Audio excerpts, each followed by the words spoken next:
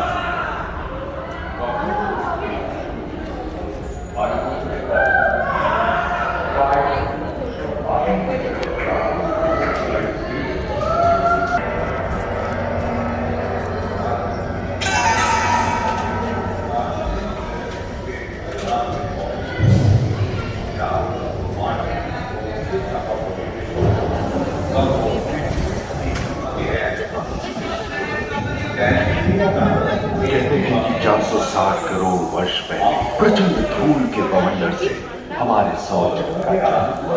धीरे धीरे शीतल होने लगे, बहुत सारे गैस बाहर निकलने लगे और पृथ्वी के चारों ओर वायुमंडल के रूप में छाए। इन गैसों ने बिजली की कड़क और बादलों की गरज से मिलकर एमाइनो एसिड का निर्माण किया। कल 350 करोड़ वर्ष पहले प्रथम एक कोशिकीय जीव की रचना हुई। लगभग 280 करोड़ वर्ष पहले स्टोमैटोलाइट ने प्रकाश संश्लेषण के द्वारा वायुमंडल में ऑक्सीजन को रोक दिया। वायुमंडल में ऑक्सीजन के स्तर की निरंतर वृद्धि से 120 करोड़ वर्ष पहले एक से अधिक न्यूक्लियस वाले बहुकोशिकीय जीव का जन्म हुआ। इस क्रमिक विकास से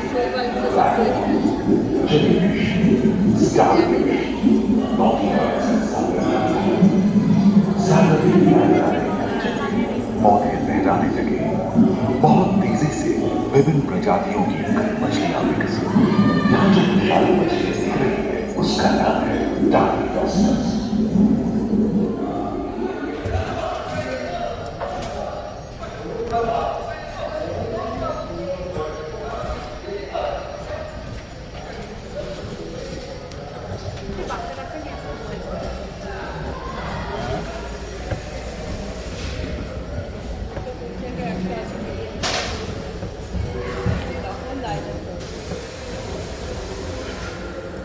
लगभग 35 करोड़ वर्ष पहले धरती पर पेड़ पौधों का जन्म हुआ, जो बढ़ते गए और घने जंगलों में बदल गए। घूम, मकड़े, आदिम पंखहीन पतंग एवं एपियोस्टेगा जैसे उभयचर प्राणियों का आविर्भाव हुआ। सरीसृप जैसे स्तनपायी डायमेट्रोडॉन प्रकट हुए, जिसकी पीठ पर नौका के पाल की तरह एक अंग था, जो ताप को नियंत्रित रखने में मदद करता था। सरीसृप की तरह एक अन्य स्तनपायी प्राणी साइनोनिडस इन दिनों काफी प्रभावशाली हो उठा था। इसकी विशेषताएं कुत्ते से बहुत मिलती थी।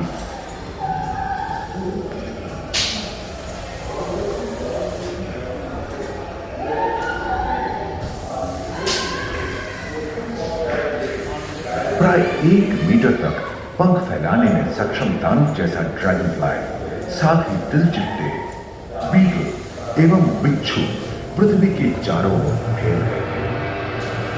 धरती में पाए जाने वाले अधिकांश कोयले ही कार्बोनिफेरस युग के मृत पौधे से उत्पन्न हुए थे, जो कि धरती के अंदर दब गए थे। उन दिनों पृथ्वी के 1/3 हिस्से में एकमात्र महादेश था जिसे पैंजिया कहा जाता था। जलवायु गर्म रहती थी। भूभाग पर प्रागैतिहासिक सरीसृपों का ही शासन था, जिन्होंने शुष्क जलवायु के साथ खुद को ढाल लिया था।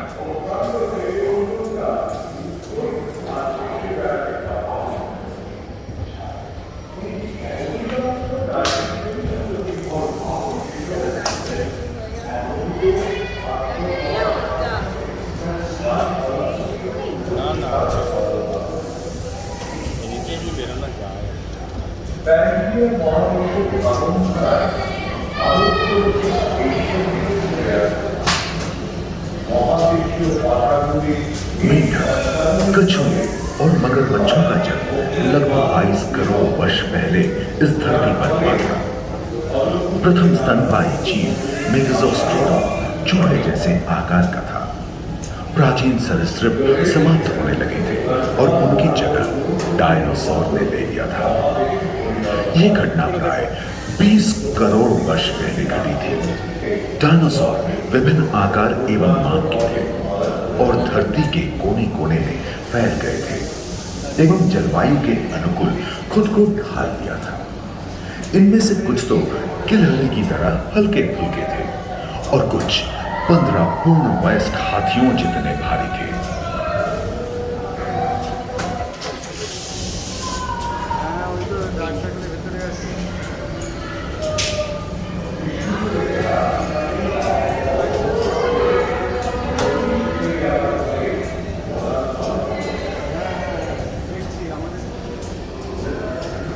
कुछ 4 पैरों से चलते थे तो सियालोफाइसिस 2 पैर वाले डायनासोर थे।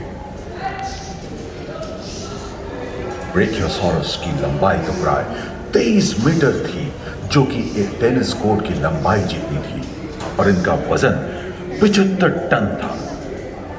सरीसृप आकाश और सागर में भी छा गए थे। प्लियोसॉरस समुद्र में रहते थे। सबसे प्राचीन उड़न सरीसृप यूडीमॉर्फोडॉन हवा में होते थे। इन्हीं दिनों प्रथम पक्षी आर्कियोप्टेरॉक्स का उदय हुआ।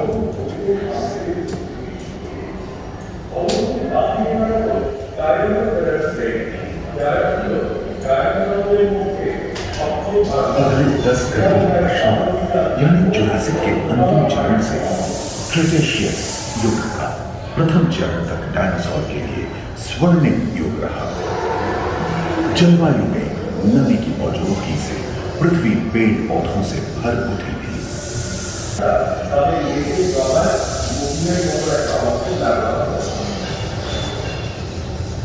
पैंजिया महादेश खंडित होने के कारण भारत एशिया की ओर खिसकने लगा था। महादेशी प्लेटों में हलचल होने से ज्वालामुखी के रूप में लावा निकलने लगे। इसके फलस्वरूप आए भूकंप से विभिन्न भौगोलिक आकार एवं आकृतियां निर्मित हुई। स्पाइनोसॉरस की पीठ पर नौका के बाल की तरह एक अंग हुआ करता था, जिससे वो अपने शरीर के ताप को नियंत्रित करता था। वेलोसिराप्टर, गैलीमाइमस एवं ओविरैप्टर जैसे छोटे डायनासोर तो ओलंपिक के तेज धावकों की तरह दौड़ सकते थे। पैरासाउरोलॉफस और कोरिथोसॉरस के सिर पर कलगी होती थी। करीबन 5 मीटर लंबे पंख वाले टेरोनोडॉन उड़ने एवं फिसलने में माहिर थे। सुनने में विचित्र लगे, पर अधिकांश डायनासोर जैसे कि ट्राइसेराटोप्स और एंटिलोसॉरस शाकाहारी थे। लॉरेसिया और गोंडवाना नाम के 2 भूखंड महादेश में रूपांतरित हुए एवं समुद्री गर्भ के कठोर आवरण से रॉकीज एवं अन्य पर्वत श्रेणियां निर्मित हुई।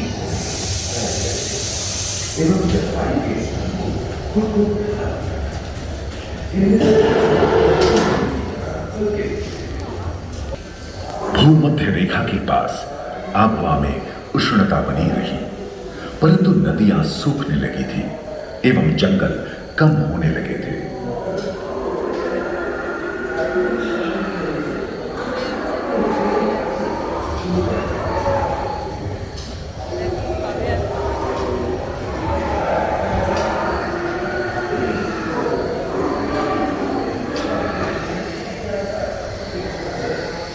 एकांत महादेश में जीव जंतुओं का विकास स्वतंत्र रूप से शुरू हुआ। सबसे पहले पुष्प वाले पौधे धरती पर विकसित हुए एवं परागण के लिए कीट पतंगों के साथ संपर्क स्थापित हुआ। वे तेजी से धरती पर बढ़ने लगे। इसी समय पहली बार धरती पर सांपों का जन्म हुआ। डायनासोर में सबसे भयंकर था टिरानोसॉरस रेक्स। भूस्थल पर इसका ही राज चलता था। यह प्राय 12 मीटर लंबा यानी 2 मंजिला मकान के आकार का था।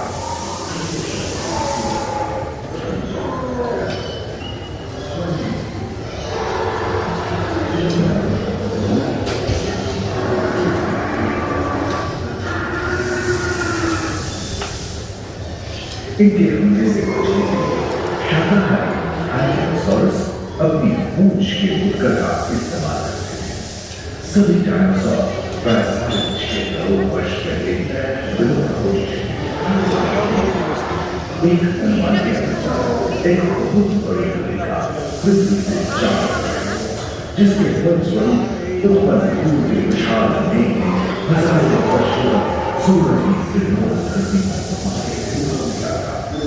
पर विशाल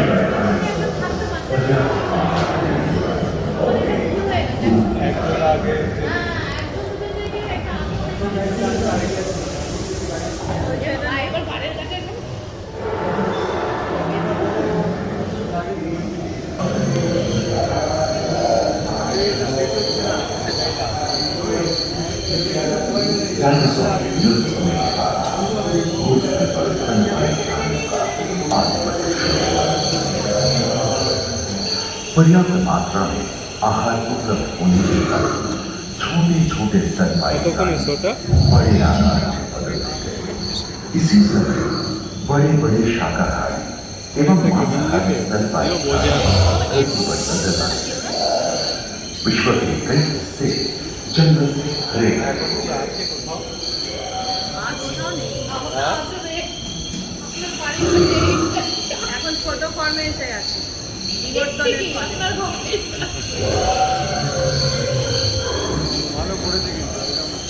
हाथी के पूर्वज धर्मधैर्य और घोड़े के पूर्वज यूहिपर्स की उत्पत्ति हुई, जो आज के हाथी और घोड़े में रूपांतरित हुए। लेमूर, टर्सियर जैसे प्राइमेट भी इसी युग में पैदा हुए।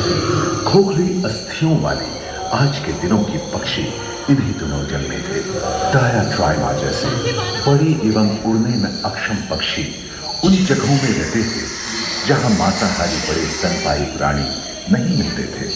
एक एवं बंदरों का जन्म लगभग 1 करोड़ वर्ष पहले हुआ था।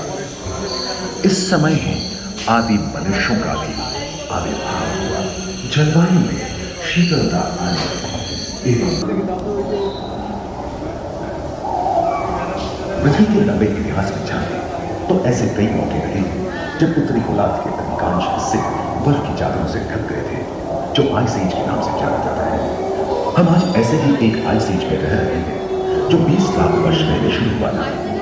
रोएदार गेंडे, रोएदार स्तनपायी और कस्तूरी गायों ने अपने शरीर के रोमों की सहायता से शीतल जलवायु के साथ तालमेल बैठा लिया था। उष्ण गुंबद आकार के खोलनुमा ग्लाइकोटोडॉन जैसे विशाल आर्madillo भी उन दिनों मौजूद थे। सिरटूथ वाले बाघ और विशाल सिंह वाले हिरण जंगल में शान से विचरण करते थे। संभवतः सामने के दांत से मांस को जीभ में फाड़ने में हुई खर्चों के कारण यह समय के साथ विलुप्त हो गए। वहीं दानव आकार के हिरण हिंसक जानवरों से बचने के लिए तेजी से नहीं भाग सकते थे।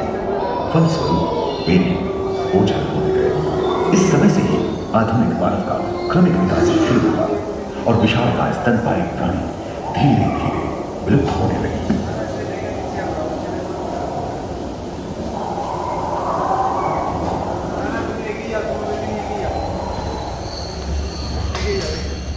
उम्मीद है कि आपको इस सफर में मजा आया होगा, जहां जीवन विकसित होकर लाखों अन्य रूपों में दूसरे ग्रहों पर ह्यूमन इवोल्यूशन पैदा होना में मानव की यात्रा और विज्ञान और तकनीक तथा अत्याधुनिक तकनीक की भारतीय विरासत का भी इसी मॉल के पहले फ्लोर पर